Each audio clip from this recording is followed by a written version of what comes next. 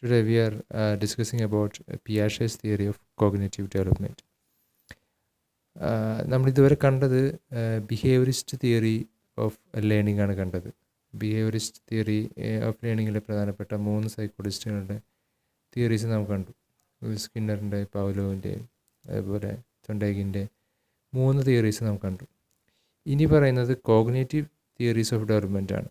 അതായത് theories of ലേണിങ്ങിലെ പ്രധാനപ്പെട്ട ഒരു ബ്രാഞ്ച് ഓഫ് ലേണിംഗ് ആണ് നാം കണ്ടത്, ബിഹേവിയറിസ്റ്റ് തിയറി ഓഫ് ലേണിംഗ് എന്ന് പറയുന്നത്.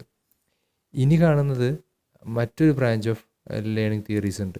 അതാണ് കോഗ്നേറ്റീവ് ഡെവലപ്മെൻറ്റ് തിയറീസിനെ സംബന്ധിച്ചിട്ടുള്ളത്. അതിൽ തന്നെ പ്രധാനപ്പെട്ട ഒരു സൈക്കോളജിസ്റ്റായ പിയാഷെയുടെ കോഗ്നേറ്റീവ് ഡെവലപ്മെൻറ്റ് തിയറി ആണ് നാം ഇന്നിവിടെ കാണുക. സോ എന്താണ് ഈ പിയാഷെസ് തിയറി ഓഫ് കോഗ്നേറ്റീവ് ഡെവലപ്മെൻറ്റ് നോക്കാം.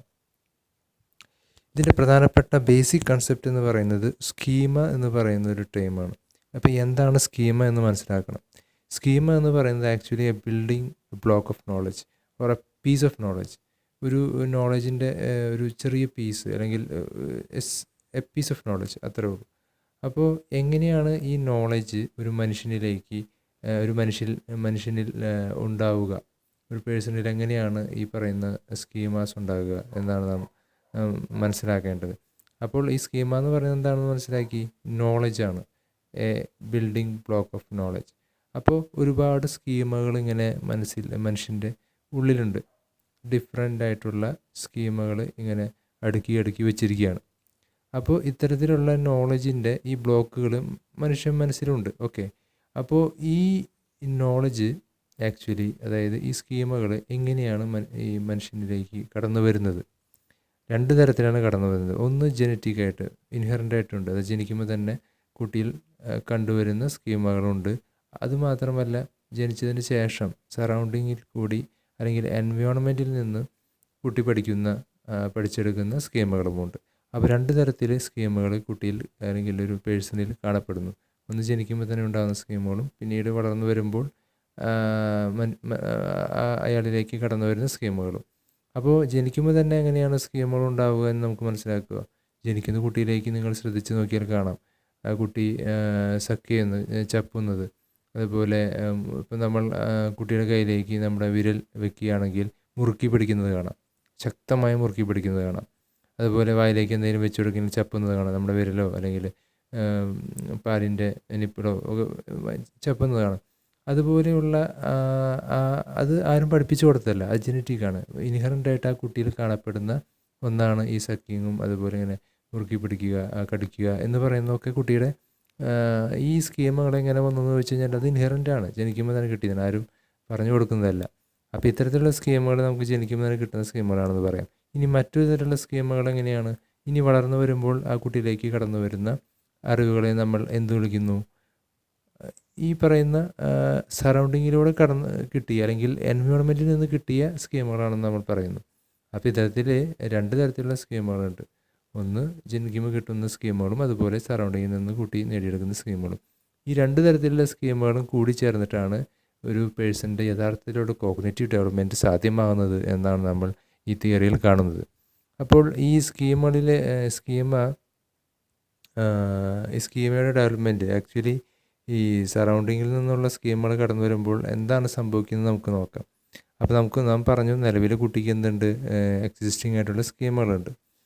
ഈ വളർന്നു വരുന്നതിനനുസരിച്ചിട്ട് പുതിയ അറിവുകൾ ആ കുട്ടിയിലേക്ക് കടന്നു വരുമ്പോൾ, അല്ലെങ്കിൽ പുതിയ സ്കീമുകൾ ആ കുട്ടിയിലേക്ക് കടന്നു വരുമ്പോൾ ഒരു കൺഫ്യൂഷൻ ആ കുട്ടിയിൽ ഉണ്ടാവാറുണ്ട്. ആ ഒരു പ്രോസസ്സിൽ നമുക്ക് മനസ്സിലാക്കാം എന്താണെന്നുള്ളത്. അതായത് നിലവിലെ കുട്ടിക്ക് ഒരു പക്ഷികൾ എന്നുള്ള ആ ഒരു കൺസെപ്റ്റ് കുട്ടിയുടെ ഉള്ളിലുണ്ട് എന്ന് വിചാരിക്കുക. അതായത് പറക്കാൻ കഴിയുന്ന ജീവികളായിട്ടുള്ള പക്ഷികളെക്കുറിച്ചുള്ളൊരു സ്കീമ കുട്ടിയുടെ മനസ്സിലുണ്ട്. എന്നാൽ വിമാനത്തെ കുട്ടി കണ്ടിട്ടില്ല എന്ന് വിചാരിക്കുക. എന്നാൽ later he or she found airplane. അപ്പോൾ ഈ ഒരു വിമാനത്തെ കണ്ടപ്പോൾ കുട്ടിയുടെ മനസ്സിൽ എന്താ സംഭവിച്ചത്, കുട്ടിക്ക് അറിയാവുന്നത് ഈ വായുവിലൂടെ പറക്കുന്ന പക്ഷികളെക്കുറിച്ച് മാത്രമേ കുട്ടിക്ക് അറിയുള്ളൂ.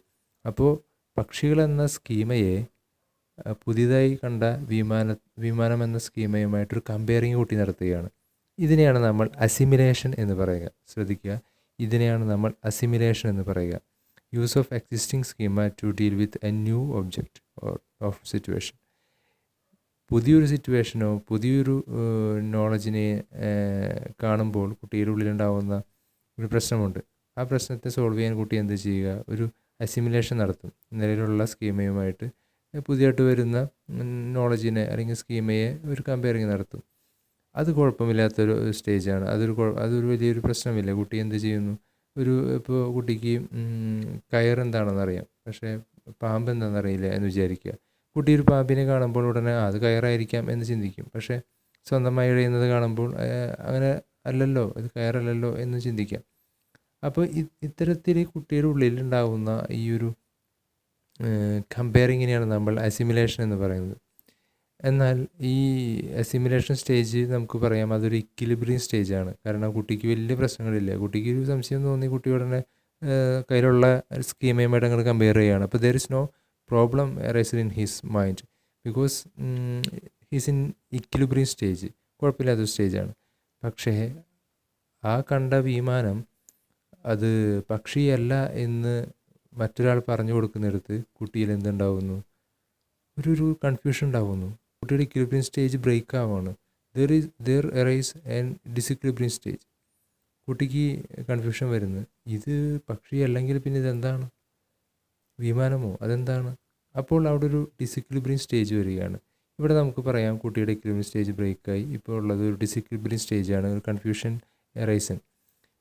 സോ ഇങ്ങനെ ഇരിക്കുന്ന ഈ ഡിസിക്വിലിബ്രിയം സ്റ്റേജിനെ വീണ്ടും പഴയ പോലെ ഒരു ഇക്വിലിബ്രിയം സ്റ്റേജിലേക്ക് മാറ്റാനായിട്ട് എന്ത് ചെയ്യും? പാരൻസോ ടീച്ചേഴ്സോ മറ്റാരെങ്കിലും പറഞ്ഞു കൊടുക്കും. വിമാനം എന്ന് പറയുന്നത് ഇങ്ങനെയാണ്, വിമാനം പക്ഷികളെ പോലെയല്ല, വിമാനം ഇങ്ങനെയാണ്, അതിൻ്റെ ക്യാരക്ടറിസ്റ്റിക്സ് ഇങ്ങനെയൊക്കെയാണെന്ന് പറഞ്ഞു കൊടുക്കും. അങ്ങനെ പറഞ്ഞു കൊടുക്കുമ്പോൾ എന്ത് സംഭവിക്കുന്നു? കുട്ടി പുതിയൊരു അറിവിനെ സ്വാംശീകരിക്കാൻ റെഡിയാവുന്നു. Accommodation happens. This stage is accommodation. എന്താണ് ഈ അക്കോമഡേഷൻ? ഈ എക്സിസ്റ്റിംഗ് നോളജ് അല്ല പുതിയ നോളജ് എന്ന് മനസ്സിലാക്കിക്കൊണ്ട് പുതിയ നോളജിനെ ഉള്ളിലേക്ക് സ്വീകരിക്കുന്ന പ്രോസസ്സാണ് അക്കോമഡേഷൻ. ഈ ഒരു അക്കോമഡേഷൻ നടന്നാൽ എന്ത് സംഭവിക്കും? വീണ്ടും ഇക്വിലിബ്രിയം സ്റ്റേജിലേക്ക് മാറും.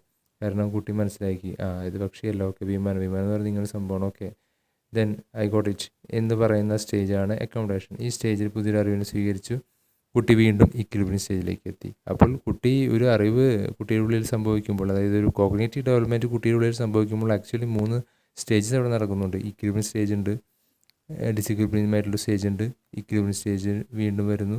വീണ്ടും അഗെയിൻ പുതിയ നോളജ്, പുതിയൊരു അറിവ് കിട്ടുമ്പോൾ, പുതിയ സ്കീമ് കടന്നു വരുമ്പോൾ കുട്ടി വീണ്ടും എന്ത് സംഭവിക്കുന്നു? ഡിസിക്വിലിബ്രിയം സ്റ്റേജിലേക്ക് വരുന്നു. അത് വീണ്ടും ഇക്വിലിബ്രിയം സ്റ്റേജിലേക്ക് വരുന്നു. അങ്ങനെ ഇതൊരു സൈക്കിളായിട്ട് വർക്ക് ചെയ്തുകൊണ്ടിരിക്കുകയാണ്. അപ്പോൾ ഈ ഒരു കാര്യമാണ്, ഈ ഒരു കൺസെപ്റ്റാണ് നമ്മൾ ഈ ഒരു തിയറിയിൽ ആദ്യം പഠിക്കേണ്ടത്. ഇനി നമ്മൾ പഠിക്കേണ്ടത് സ്റ്റേജസ് ഓഫ് ഡെവലപ്മെൻ്റ് ആണ്. ഈ കോഗ്നിറ്റീവ് ഡെവലപ്മെൻറ്റ് ഡിഫറെൻറ്റ് സ്റ്റേജസിൽ എങ്ങനെ നടക്കുന്നു എന്നതിനെ സംബന്ധിച്ച് നമ്മുടെ പിയാഷെ കുറച്ച് കാര്യങ്ങൾ പറഞ്ഞിട്ടുണ്ട്. ഒന്നെന്ന് പറയുന്നത് വളരെ പ്രധാനപ്പെട്ട സെൻസറി മോട്ടോർ സ്റ്റേജാണ്. ജനിച്ചപ്പോൾ തൊട്ട് 2 വയസ്സാകുന്ന വരെയുള്ള ഒരു സ്റ്റേജിനെയാണ് സെൻസറി മോട്ടോർ സ്റ്റേജ് എന്ന് പറയുക. ഈ സെൻസറി മോട്ടോർ സ്റ്റേജിലെ ഏറ്റവും പ്രധാനപ്പെട്ട ഒരു കാര്യം എന്താണെന്ന് വെച്ച് കഴിഞ്ഞാൽ, ഈ ഒരു സ്റ്റേജിൽ കുട്ടി ഭയങ്കര ക്യൂരിയസ് ആയിരിക്കും. കുട്ടിക്ക് എന്താ പറയുക, അതിൻ്റെ സെൻസസ് വെച്ചിട്ടാണ്, അല്ലെങ്കിൽ കുട്ടി എന്ത് ചെയ്യുക, പുതിയൊരു കാര്യങ്ങളെ ടച്ച് ചെയ്യുന്നു, സക്ക് ചെയ്യുന്നു. അങ്ങനെ പുതിയ നോളജ് കുട്ടിയിലേക്ക് കടന്നു വരുന്ന അത്രയും മോട്ടോർ റെസ്പോൺസസ് വഴിയാണ്. ഇതാണ് നമ്മൾ സെൻസറി സ്റ്റേജ് എന്ന് പറയുന്നത്. അപ്പോൾ ഈ ഒരു സ്റ്റേജിൽ കുട്ടിക്ക് പല കാര്യങ്ങളും കണ്ടു കഴിഞ്ഞാൽ അത് ആക്ച്വലി അവിടെ ഉണ്ടോ ഇല്ലയോ എന്നുള്ളതൊക്കെ അറിയാനുള്ള ക്യൂരിയോസിറ്റി, അത്തരത്തിലുള്ള ഒരു സ്റ്റേജാണ് സെൻസറി മോട്ടോർ സ്റ്റേജ്. പിന്നെ പ്രീ ഓപ്പറേഷൻ സ്റ്റേജ് ഉണ്ട്, 2 വയസ്സ് മുതൽ 7 വയസ്സ് വരെയുള്ള സ്റ്റേജ്. ഇവിടെ കുട്ടി പതുക്കെ ലാംഗ്വേജിനൊക്കെ ഉപയോഗിച്ച് തുടങ്ങുന്നൊരു സ്റ്റേജാണ്. ഈ ഒരു സ്റ്റേജിൽ കുട്ടി ഭയങ്കരമായിട്ട് ഇമാജിനേറ്റീവ് ആയിരിക്കും. കുട്ടി കയ്യിൽ പാവയൊക്കെ ഉണ്ടെങ്കിൽ ആ പാവയോട് സംസാരിക്കുന്നത് കാണാം. ഭയങ്കര ഇമാജിനേഷനാണ്. ഈ കുട്ടി പലതിനും ജീവനുണ്ട് എന്നുള്ള ധാരണയിൽ പാവയോട് സംസാരിക്കുന്നതും പാവയ്ക്ക് ഭക്ഷണം കൊടുക്കുന്നത് പോലെ കാണിക്കുന്നതും കുട്ടിക്കറിയാമോ ജീവനില്ല എന്നറിയാം. എന്നാൽ പോലും അതൊരു ഇമാജിനേറ്റീവായിട്ട് കുട്ടി ഇമാജിൻ ചെയ്യുകയാണ്, ജീവനുണ്ടാകും എന്നുള്ള രീതിയിൽ അത്തരത്തിൽ ഇമാജിനേഷൻ ചെയ്യുന്നൊരു സമയമാണ്. അതുപോലെ ക്വസ്റ്റ്യൻസ് ഒരുപാട് ചോദിച്ചുകൊണ്ടിരിക്കുന്നു. ഈ സ്റ്റേജാണ് പ്രീ ഓപ്പറേഷൻ സ്റ്റേജ് എന്ന് പറയുന്ന 2 വയസ്സ് മുതൽ 7 വയസ്സിലുള്ള ഒരു കാലഘട്ടം. പിന്നീട് കോൺക്രീറ്റ് ഓപ്പറേഷൻ സ്റ്റേജ് എന്ന് പറയുന്ന ഒരു സ്റ്റേജ് ഉണ്ട്.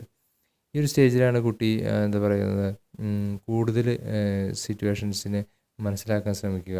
ജീവനില്ലാത്തവയെ ജീവനില്ലാത്തതാണ് എന്നുള്ള രീതിയിൽ അതിനെ അത്രയ്ക്കും വേണ്ട പ്രാധാന്യം കൊടുക്കാതെ അതിനെ മാറ്റി വയ്ക്കുന്ന ഒരു സ്റ്റേജ്, കുറച്ചും കൂടി ഇമാജിനേറ്റീവ് സ്റ്റേജിൽ നിന്ന് മാറി റിയാലിറ്റിയിലേക്ക് കടന്നു വരുന്നൊരു സ്റ്റേജ്, അതുപോലെ കാര്യങ്ങളെ കൂടുതൽ അണ്ടർസ്റ്റാൻഡ് ചെയ്യുന്നൊരു സ്റ്റേജ്. ഈ ക്വാണ്ടിറ്റിയെ, അതാണ് പ്രധാനപ്പെട്ട ഒരു സംഭവം എന്ന് പറയുന്നത്. അതാണ് ഏറ്റവും ശ്രദ്ധിക്കേണ്ടത്. ടൈം, സ്പേസ്, ക്വാണ്ടിറ്റി, ഈ 3 കാര്യങ്ങളെ വളരെ വ്യക്തമായി മനസ്സിലാക്കി വരുന്ന ഒരു സ്റ്റേജാണ് ഈ ഒരു സ്റ്റേജ്. 7 വയസ്സ് മുതൽ 11 വയസ്സ് വരെയുള്ള ഈ സ്റ്റേജ്. ഈ സ്റ്റേജിൽ വളരെ പ്രധാനപ്പെട്ട് മനസ്സിലാക്കേണ്ട കാര്യം എന്ന് പറയുന്നത്, കുട്ടിക്ക് ഒരു വസ്തുവിൻ്റെ തൂക്കങ്ങളെക്കുറിച്ച്, അതിൻ്റെ വെയ്റ്റിനെ അല്ലെങ്കിൽ അതിനെ ഭാരം, അളവിനെ കുറിച്ച് വ്യക്തമായി ധാരണ വരികയാണ്. കഴിക്കാൻ കൊടുക്കുമ്പോൾ 2 കുട്ടികളുണ്ടെങ്കിൽ എന്താ പറയുക, സഹോദരന്മാരായിട്ടുള്ള 2 കുട്ടികൾ ഉണ്ടെങ്കിൽ എനിക്ക് കഴിക്കാൻ തരുന്നതും അവന് കഴിക്കാൻ കൊടുക്കുന്നതുമായിട്ടുള്ള ഭക്ഷണങ്ങൾ തമ്മിലൊരു താരതമ്യം ചെയ്യുകയും അതിൻ്റെ അളവും ഇതിൻ്റെ അളവുമായിട്ടുള്ള, എനിക്ക് കഴിക്കാൻ കിട്ടിയതും അവന് കഴിക്കാൻ കിട്ടിയതുമായിട്ടുള്ള അളവുകളെ താരതമ്യം ചെയ്യുക. അളവുകൾ വെച്ചിട്ട് എനിക്ക് കുറവ് കിട്ടി, അവന് കൂടുതൽ കിട്ടി എന്നുള്ള അത്തരത്തിൽ അളവ് തൂക്കങ്ങളെ സംബന്ധിച്ച്, അതുപോലെ ടൈമിനെ സംബന്ധിച്ച് ഒക്കെ വ്യക്തമായ ധാരണ വരുന്ന ഒരു സമയമാണ് ഈ ഒരു സ്റ്റേജ് എന്ന് പറയുന്നത്. അത് കഴിഞ്ഞിട്ട് പിന്നെ നമ്മൾ കാണുന്ന ഫോർമൽ ഓപ്പറേഷൻ സ്റ്റേജാണ്. 11 വയസ്സിന് മുകളിലായിട്ടുള്ള ആ ഒരു സ്റ്റേജ് എന്ന് പറയുന്നത് വളരെ തിയററ്റിക്കലായിട്ട് കാര്യങ്ങളെ ഹൈപ്പോത്തറ്റിക്കലായിട്ട് മനസ്സിലാക്കുക, അതുപോലെ റിവേഴ്സിൽ ചിന്തിക്കാൻ മനസ്സിലാക്കാൻ പറ്റുന്ന ഒരു സ്റ്റേജ്. ഒരു കാര്യം സംഭവിച്ചു, ഇത് സംഭവിച്ചില്ലായിരുന്നെങ്കിൽ അത് എങ്ങനെയായിരിക്കും, സംഭവിച്ചില്ലായിരുന്നെങ്കിൽ എന്തായിരിക്കും സിറ്റുവേഷൻ എന്ന് മനസ്സിലാക്കുന്ന സ്റ്റേജ്. ഇപ്പോൾ പെട്ടെന്ന് കുട്ടി ഒരു കാര്യം ചെയ്തു, ചെയ്തപ്പോൾ അതിന് കോൺസിക്വൻസ് ആയിട്ട് ഒരു കാര്യം സംഭവിച്ചു. അപ്പോൾ ഞാനിത് ചെയ്തില്ലായിരുന്നെങ്കിൽ എന്തായിരിക്കും, പഴയ പോലെ തന്നെ നിൽക്കുമായിരുന്നു. അത്തരത്തിൽ ഒരു ആക്ടിവിറ്റി നടന്നില്ലെങ്കിൽ എന്തായിരിക്കും, നടന്നു കഴിഞ്ഞാൽ എന്തായിരിക്കും, ഇങ്ങനെ വളരെ റീസണിങ്ങോട് കൂടി ചിന്തിക്കുന്ന, വളരെ ലോജിക്കോട് കൂടി ചിന്തിക്കുന്ന ഒരു സ്റ്റേജാണ് ഫോർമൽ ഓപ്പറേഷൻ സ്റ്റേജ് എന്നുകൊണ്ട് അർത്ഥമാക്കുന്നത്.